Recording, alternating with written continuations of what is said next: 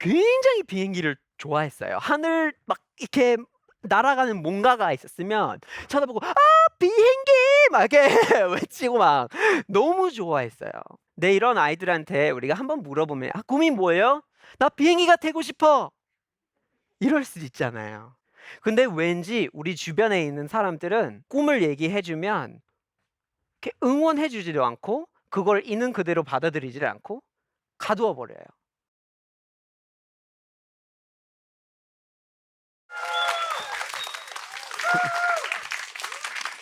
네, 혹시 여러분 꿈이 있으세요? 꿈?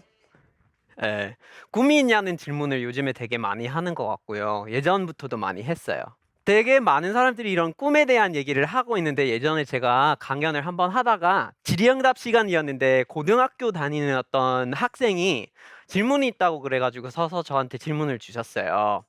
그분 꿈 관련된 질문이었죠. "나중에 유명한 소설 작가가 되고 싶다. 그런 작가가 되기 위해서 뭘 해야 될까요? 제가 어떻게 하면 돼요?" 실천에 대해서 저한테 물어보시는 거예요. 근데 저는 뭐 소설을 써본 적이 없는 사람이잖아요.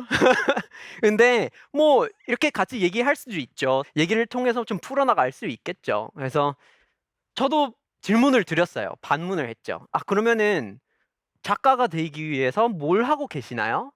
이렇게 물어봤더니 그분이 말씀하시기를 명작을 읽고 있대요. 그래서 또 질문을 하나 드렸어요. "아 그러면은 글은 쓰고 계시나요?" 근데 글은 안 쓰고 있대요. "왜요?" 이렇게 다시 물어보면은 준비가 안 됐대요. 준비가. 근데 한번 잘 생각해 보세요, 여러분. 글을 시작하질 않았는데 작가가 될 것이다. 이게 어떻게 연결이 돼야 될까요? 그러니까 요런 고민을 하시는 분들이 되게 많아요. 한번 되게 뭔가 되게 재밌는 꿈을 말씀해 주신 분이 있었어요. 그분이 너무 이거를 하고 싶은데 주변에 있는 사람들한테 얘기를 하면 이게 깎여지는 거예요. 되게 겁을 많이 주게 되고 이분이 어떤 꿈이 있었냐면 대학생이었어요. 이분이 나중에 브라질에 가서 마이크로 파이낸싱을 하고 싶대요. 마이크로 파이낸싱이 뭔지 이미 아실 수도 있을 것 같은데 그게 소액 대출 같은 거예요. 소액의 대출을 자영업자들, 소상공인들한테 작은 금액을 주면서 그거를 약간 이제 기업 대출로 사용해 가지고 경제에 기여하는 개념으로 새로운 약간 경제 개발의 그런 개념이었어요. 근데 요런 거를 본인이 브라질에서 해 보고 싶대요.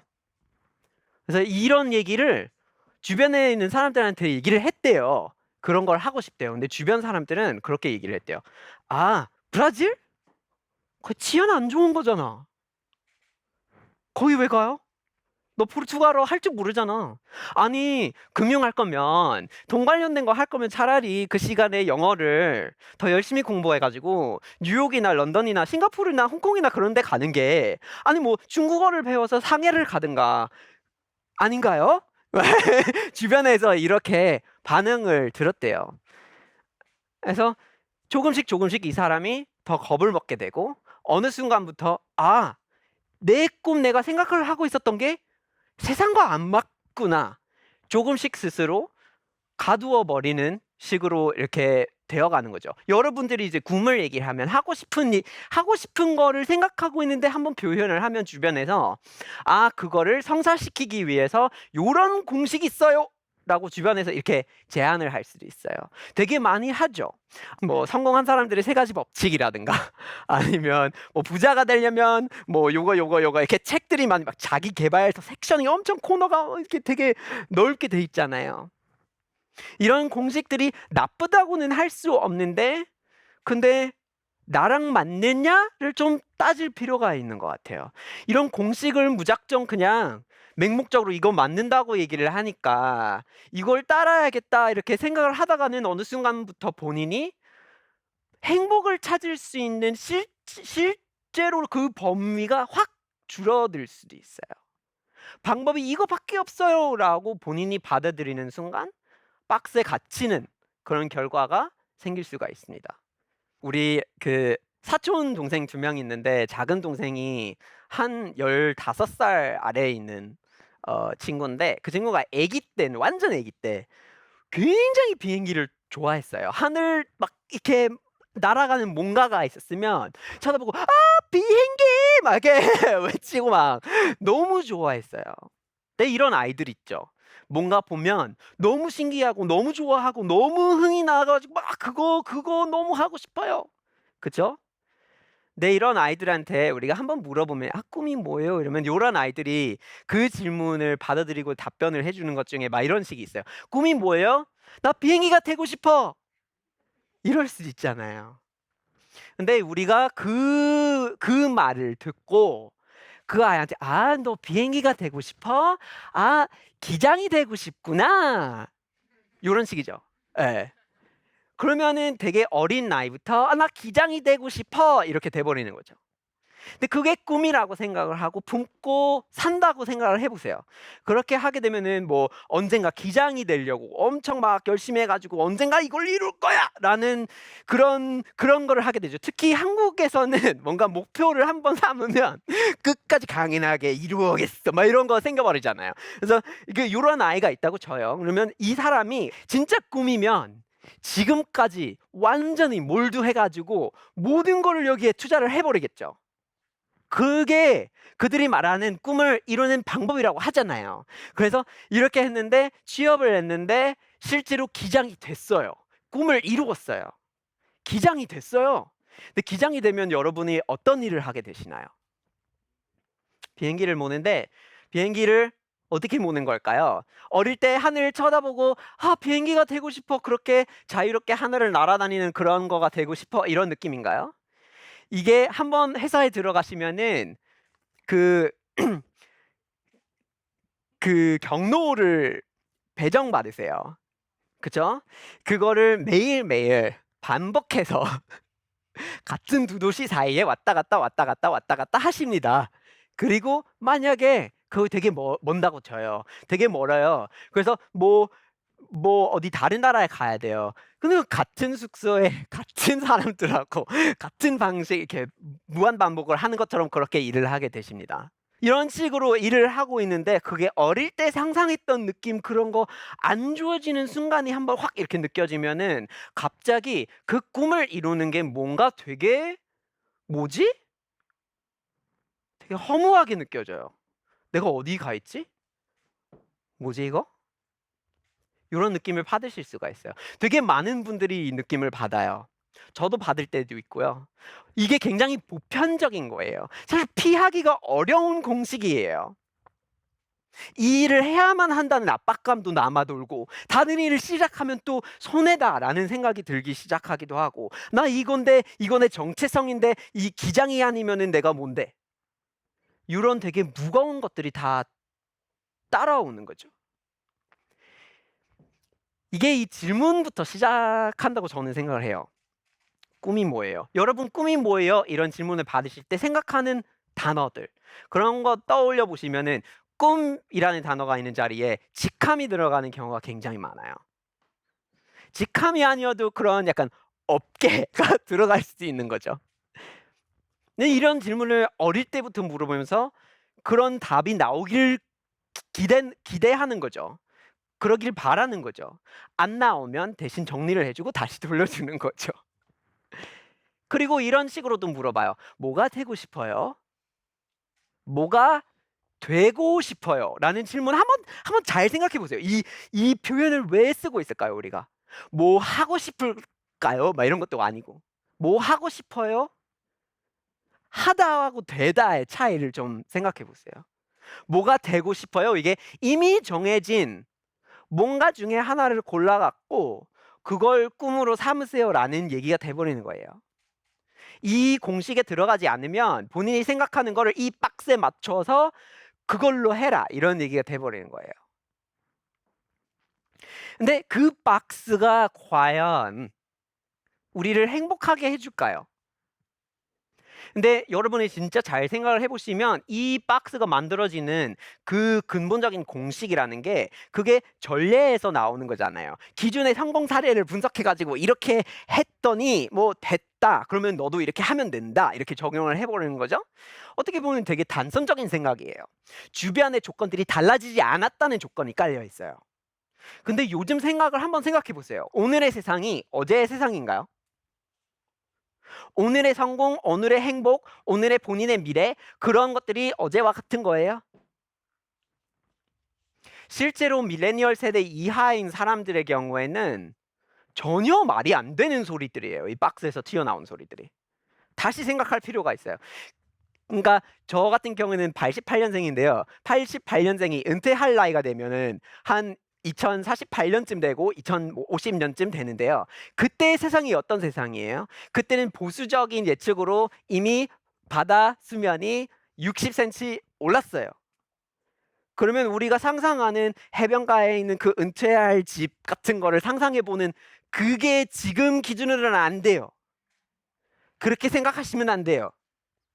그때 보스턴, 뉴욕, 워싱턴 같은 도시들이 이미 상당한 부분이 잠겨 있을 거예요. 잠겨 있지는 않아도 해일 효과하고 여러 가지 효과로 홍수가 자꾸 날 거예요. 그리고 경작이 가능한 땅이 굉장히 많이 좋아져 있을 거예요. 그러면 이런 상태에서는 우리가 어디서 살 거예요? 어떻게 살 거예요? 어떤 일을 할 거예요? 라는 질문을 스스로 할 때는, 꿈이 뭐예요? 이런 질문을 스스로 할 때는 기존 세대들이 기존 방식으로 성공을 했고 박스를 만들어 둔 사람들의 이야기를 그대로 받아들이면 되는 걸까요? 많은 직업들이 어떻게 영향을 받고 앞으로 어떻게 될지는 모르는 상태에서 선택지가 중요해요. 다양성이 중요해요. 박스에 한 가지 공식이 아니라 여러 가지를 갖고 가는 게 중요해요. 꿈이 하나가 있어야 된다가 아니라 여러 가지가 있어야 돼요. 이 박스에서 튀어나오려면은 우리가 사실은 굉장히 다르게 생각할 필요가 있어요. 앞으로도 뭐 여러 가지 직종들이 뭐 AI로 대체가 될 거고 되게 많은 실현을 앞두고 있는 세대예요. 그냥 공식을 받아들이시면 안 돼요. 박스를 좀 튀어나오셔야 돼요.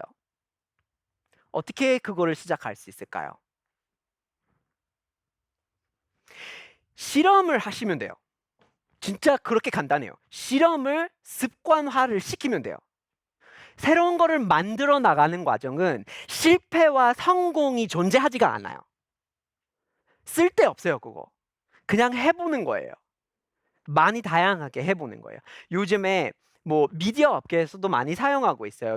여러분이 혹시 좋아하는 예능 아니면 뭐 좋아하는 드라마 뭐 이런 것들을 좀 한번 생각을 해보시면 사실 그것들 중에 과반수가 파일럿에서 시작된 거 있을 거예요.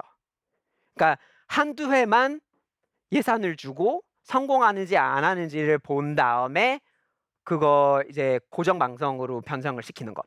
요런 접근법을 써요. 왜냐면 그렇게 해야만 엄청 다양해지고 변수가 많은 시장에서 살아남을 수가 있으니까요. 이 방식을 우리도 쓰면 돼요. 우리 삶에 있어서 하고 싶은 것들에 있어서 실험을 이렇게 해보면 되는 거예요. 작은 규모에서. 그래서 소설 작가가 되고 싶었던 그 친구로 한번 돌아가면, 아니 박스에 너무 빨리 갇혀버린 거예요.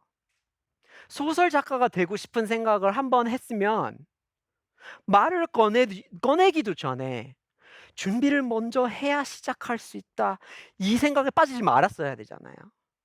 그냥 글 쓰면 된다, 이런 세상이 돼야 될 거 아니에요. 근데 왠지 우리 주변에 있는 사람들은 꿈을 얘기해주면 이렇게 응원해주지도 않고 그걸 있는 그대로 받아들이지 않고 가두어 버려요. 스스로 그렇게 하게 되기도 하고요. 준비를 했느냐? 어떤 준비를 했느냐? 내가 생각하는 준비를 그 공식에서 나온 준비를 했느냐를 따지게 되는 거예요.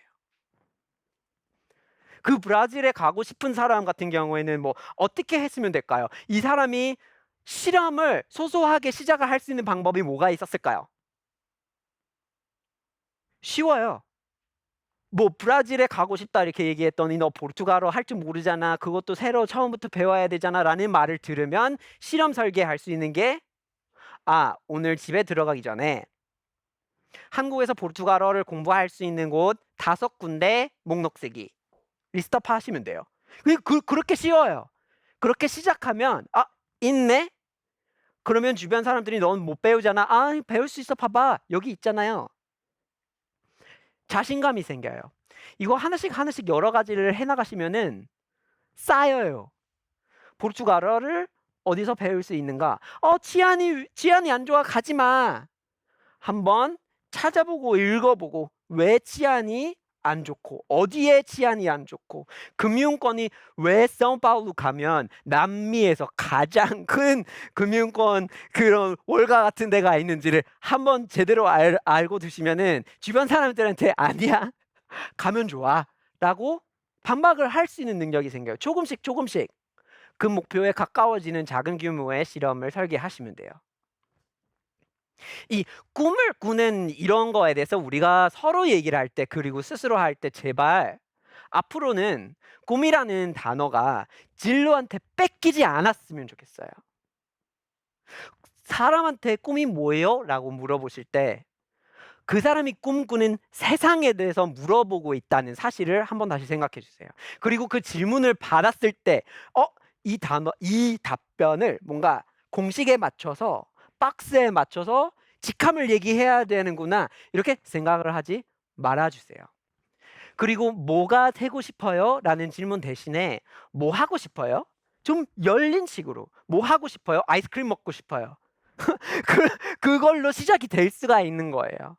그런 거 하나하나 하면은 되게 많이 쌓이기 시작되고 그리고 본인이 갖고 있는 플랜, 본인이 갖고 있는 그런 기장이 되는 것 같은 그런 것들을 갖고 있어도 나중에 힘들면 남는 게 많아요. 대안이 많아요.